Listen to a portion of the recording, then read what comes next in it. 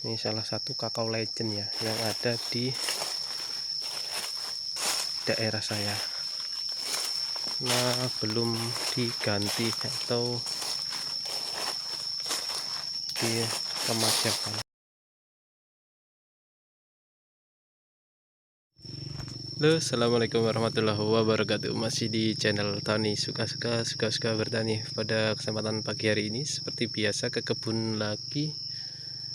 Dan di depan saya ini adalah kakao alami atau kakao lokal. Usianya ini mungkin sudah 20 tahunan. Dan ini berada di dekat dari rumah ya, jadi saya sedikit tahu lah ya untuk usia kakao ini. Dan untuk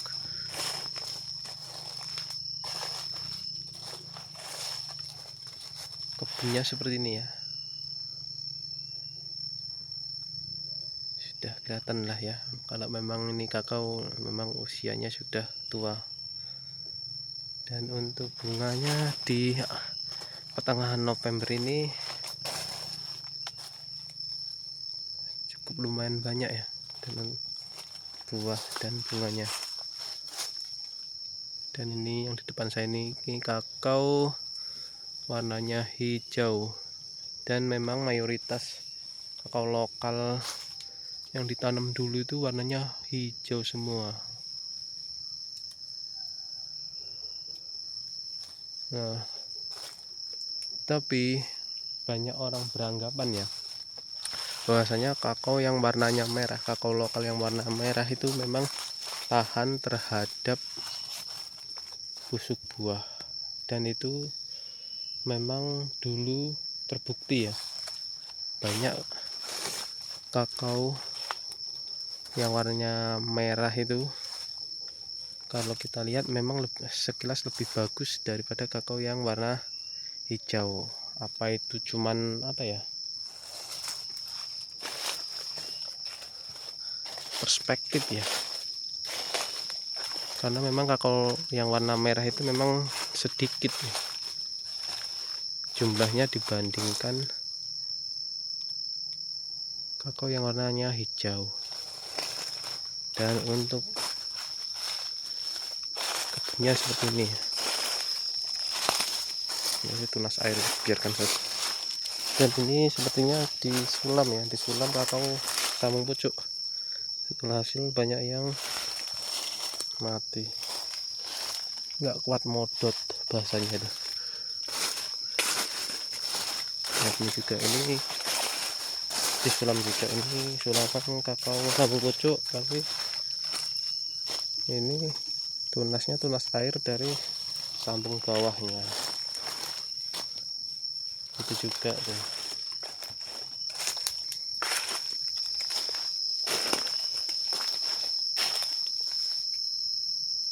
Sudah kalah ya, lama naiknya, lama pertumbuhannya.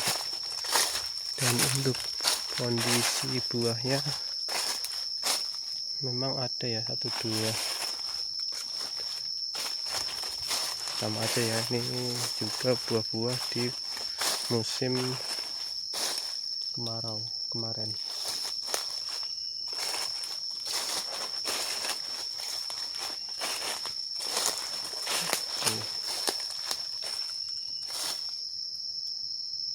Ini salah satu kakao legend ya yang ada di daerah saya. Nah, belum diganti atau diremajakan. Kalau yang lainnya itu sudah pada dibongkar, diganti tanaman lain ya, seperti jagung dan singkong.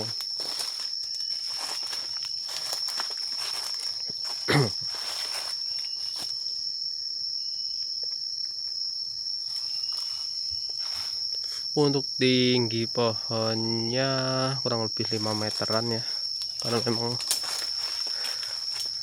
tinggi banget ya, 5 meter adalah ini ya, tinggi.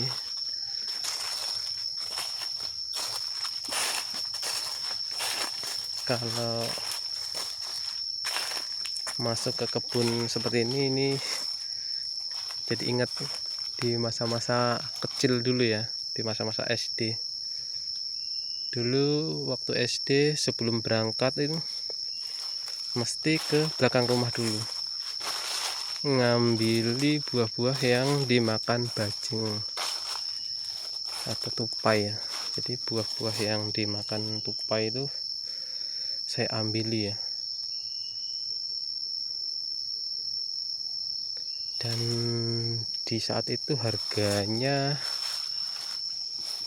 cuma 6.000 kalau nggak salah, 6.000 7.000 per kilo, jemuran satu hari. Di waktu itu basisnya itu cuman 20 ribuan, basis untuk kakao kering.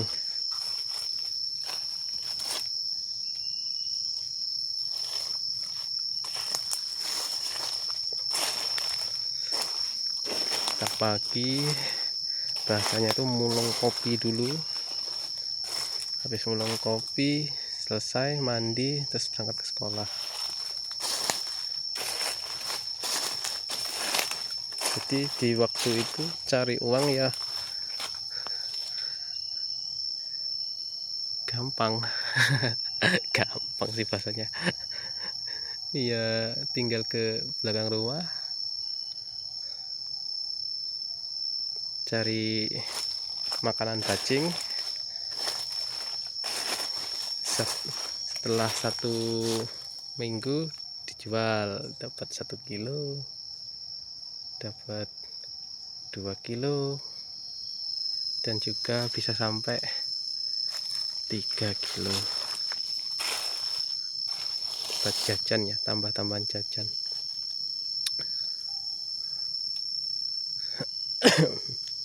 Dan kalau sekarang sudah besar, ngerti rasanya cari uang tuh susah. Dan untuk menampakkan kakaonya ini ada yang bagus ini, besar, masih lebat. Jadi curcol kan masa lalu. Tapi memang dulunya seperti itu ya.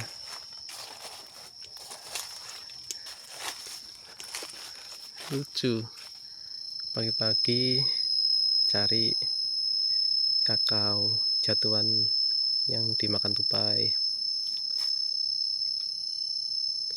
Dan anehnya itu tupai itu suka kan, jadi curhat tentang tupai, suka di pohon yang itu aja.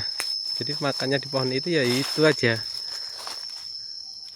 Nggak tahu ya apa emang rasanya ya, di pas kakao itu rasanya manis atau gimana.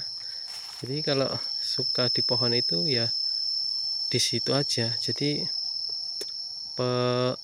seperti saya ya, pemulung itu tahu ya, oh spotnya di sana, spotnya di sana yang banyak, spotnya di mana. Jadi langsung jadi tempat jujukan, dan saya memang selalu ada.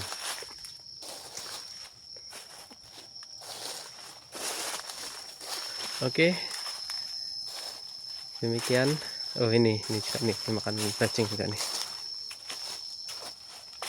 Tapi memang sekarang itu padang geragas ya, ini belum masak loh ini. Tapi memang kakonya rusak ini dalamnya, bukan kena PBK mana ya. Kayak gini dimakan sekarang bajing-bajing. Oke, cukup sekian curcol pagi hari ini dan review. Ini bukan review namanya, banyak curcolnya. Kurang lebihnya saya mohon maaf. Saya akhiri. Assalamualaikum warahmatullahi wabarakatuh.